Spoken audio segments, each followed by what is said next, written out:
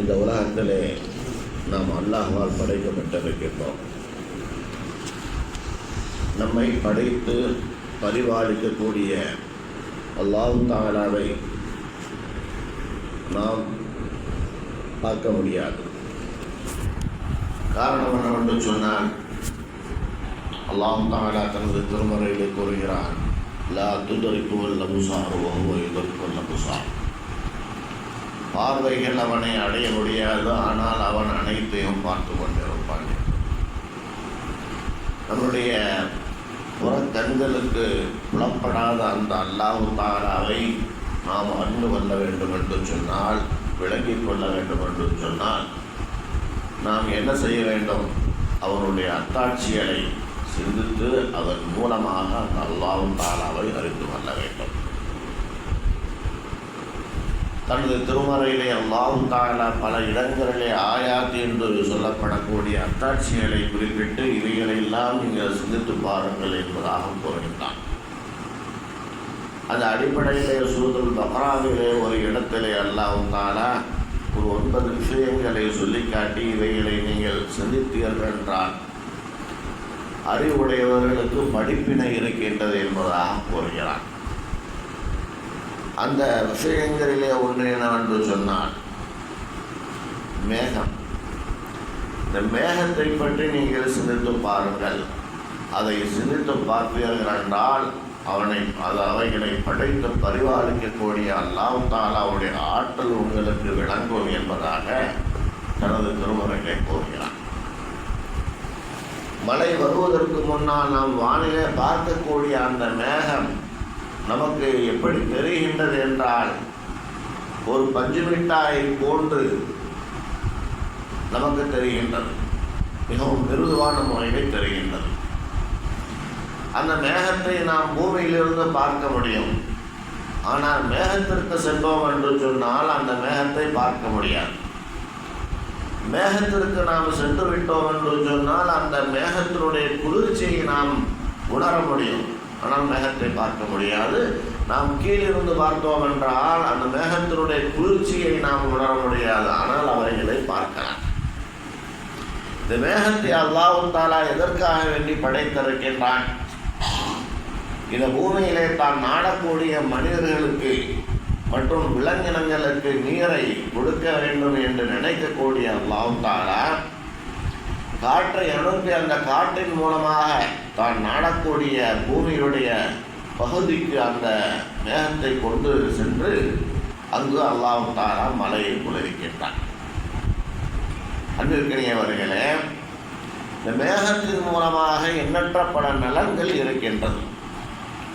எப்படிப்பட்ட நலன்கள் எல்லாம் இருக்கின்றது என்றால், இந்த மேகத்தின் மூலமாக இவ்வுலகத்திலே வாழக்கூடிய விலங்கினங்கள், பறவை இனங்கள், புழுப்பூச்சி இனங்கள், மனித இனங்கள் அனைவருக்கும் அல்லாஹ் தஆலா இந்த மேகத்தின் மூலமாக மழையை கொடுக்கின்றான். வானத்திலிருந்து மழையை நாம் இறக்குகிறோம் என்று அல்லாஹ் தஆலா கூறுகின்றான். அப்படி இறக்கப்படுகின்ற இந்த மழை அதுதான் பூமியிலே உள்வாங்கப்பட்டு அது நிலத்தடி நீராகவும் ஆகின்றது.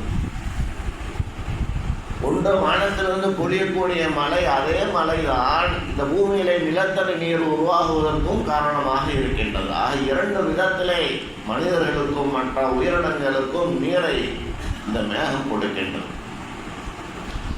அதோடு மட்டுமல்லாமல் இந்த மேகத்தினுடைய அந்த பயன்பாடு என்னவென்று சொன்னால், ஒரு நீர் சுழற்சியை உண்டு பண்ணுகின்றது. மேகத்திலிருந்து பொழியக்கூடிய அந்த மழை திரும்பவும் அது மேகத்திற்கே சென்ற மழையாக பொழிகின்றது. பிறகு பூமிக்கு வந்து அது நிலத்தடி நீராக ஆகின்றது. இப்படியான ஒரு நீர் சுழற்சி இந்த மேகத்தின் மூலமாக ஏற்படுகின்றது.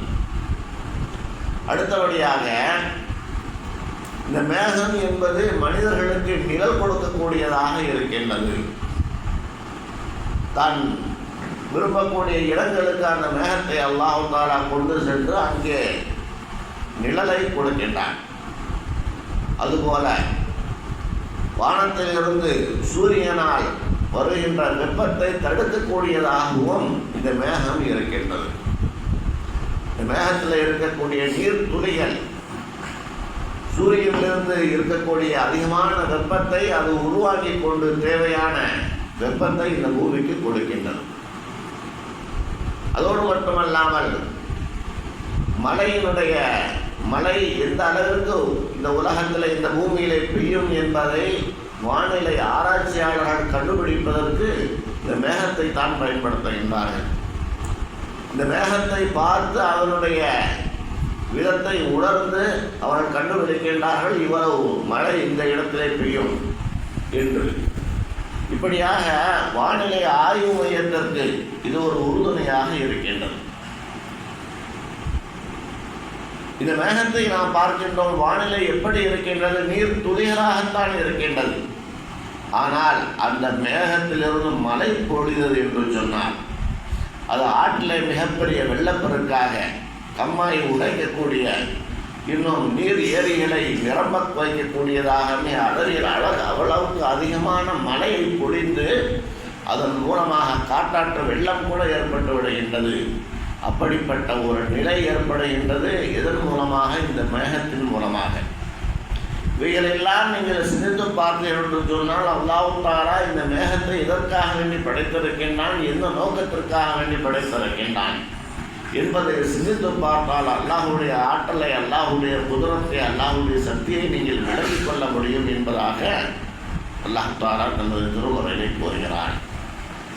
சனுரீஹிம் ஆயாத்தினா ஃபில் ஆஃபாகி வஃபீ அன்ஃபுஸிஹிம். நமது அத்தாட்சிகளை விண்ணிலும் நாம் காட்டுகின்றோம், மனிதர்களை உங்களிலும் நாம் காட்டுகின்றோம். விண்ணிலே நாம் தன்னுடைய பார்வையிலே செலுத்தி, சிந்தனையை செலுத்தி நாம் ஆய்வு செய்தோம் என்று சொன்னால் அல்லாஹ் தஆலாவுடைய ஆற்றலை, அல்லாஹ்வுடைய சக்தியை விளங்கிக் கொள்ளலாம். அதுபோல மனிதன் தன்னை பற்றியும் சிந்தித்துக் கொள்ள வேண்டும்.